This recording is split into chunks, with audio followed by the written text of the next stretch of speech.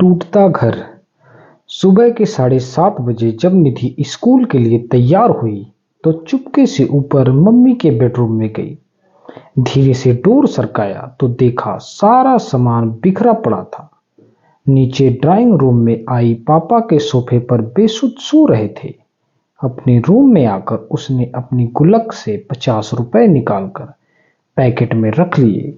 Bag उठाकर बस के लिए निकलने लगी तो सरोज आई ने बोला, निधि बेटा, आलू का पराठा बनाया है, खा लो। निधि ने मायूस नजरों से सरोज आंटी को देखा। नहीं आंटी, आज भूख नहीं है। सरोज ने जबरदस्ती टिफिन उसके बैग में रख डाला और बोला, स्कूल में खा लेना। निधि स्कूल के लिए निकल गई।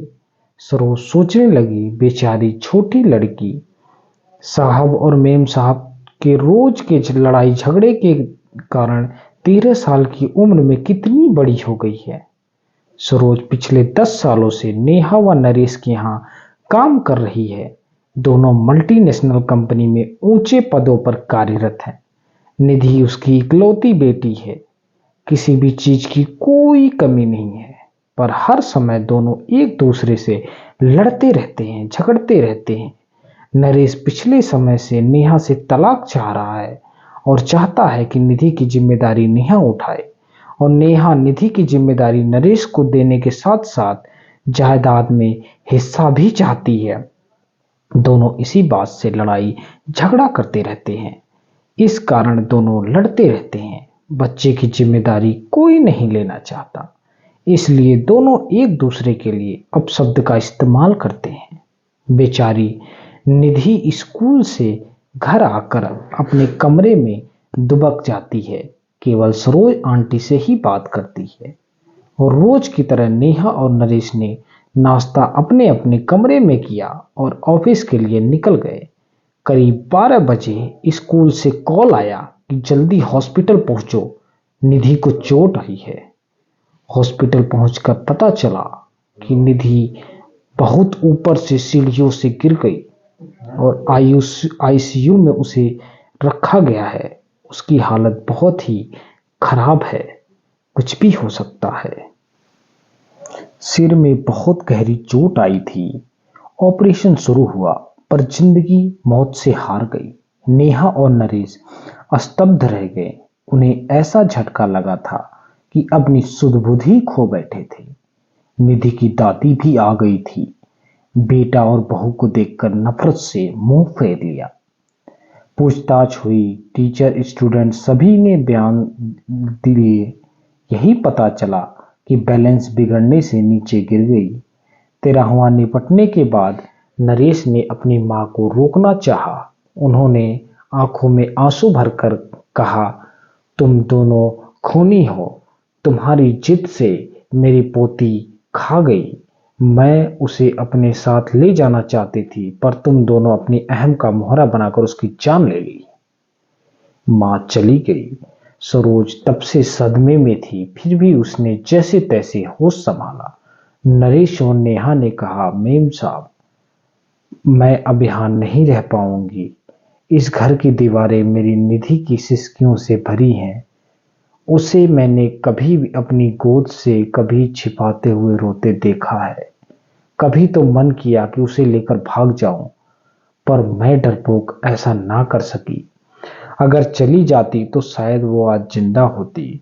नरेश और नेहा के पास अब शायद कहने को कुछ नहीं था।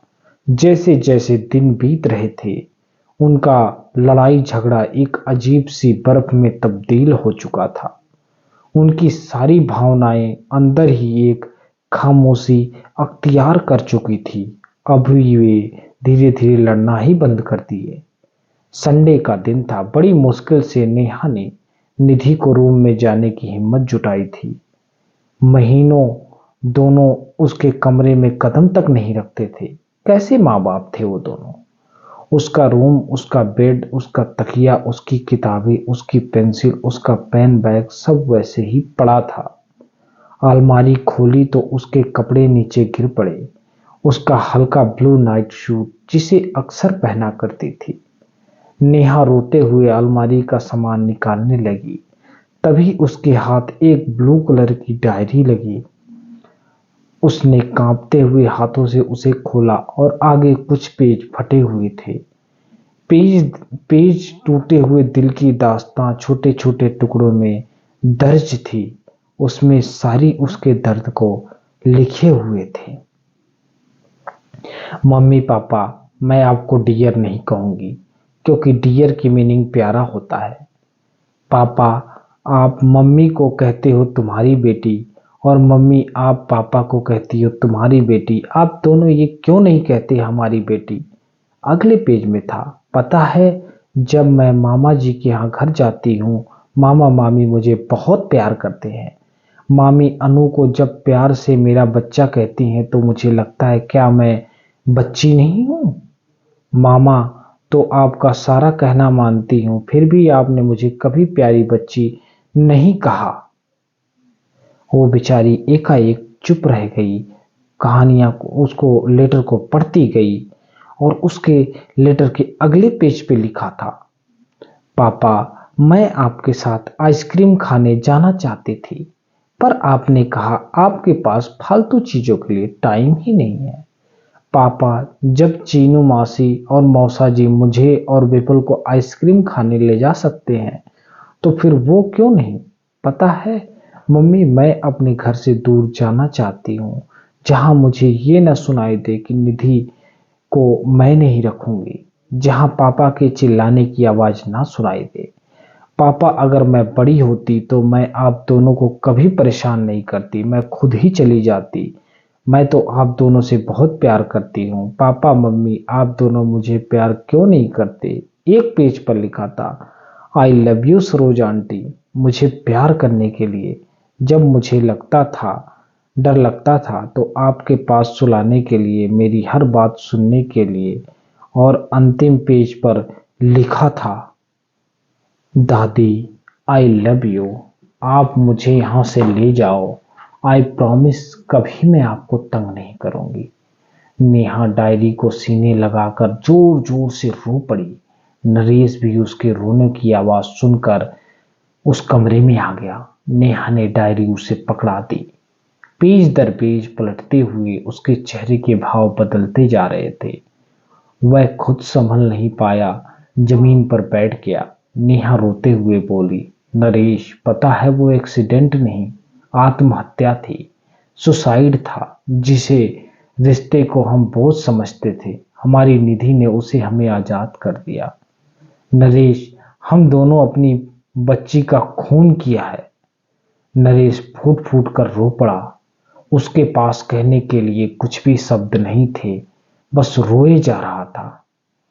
दोस्तों, यह कहानी हर उस घर की है जहां माँ बाप बच्चों के सामने लड़ते हैं या घर टूटकर बिखरते हैं, और उसका सबसे बड़ा खामियाजा बच्चे भरते हैं। बच्चे परेशान रहते हैं। अगर आप अच्छी परवरिश नहीं दे सकते तो आपको बच्चे जन्म करने का कोई अधिकार नहीं है। अच्छी परवरिश रुपए पैसे सुख सुविधाओं से नहीं होती। इसका मतलब यह है कि आपको बच्चे की जरूरत के समय कितने करीब है। आपके बच्चे को आपकी बहुत ज्यादा जरूरत है। उसकी जरूरतों को समझिए, उसके हाव भाव को समझिए, उसकी भावनाओं को समझिए, उसके विचारों को समझिए।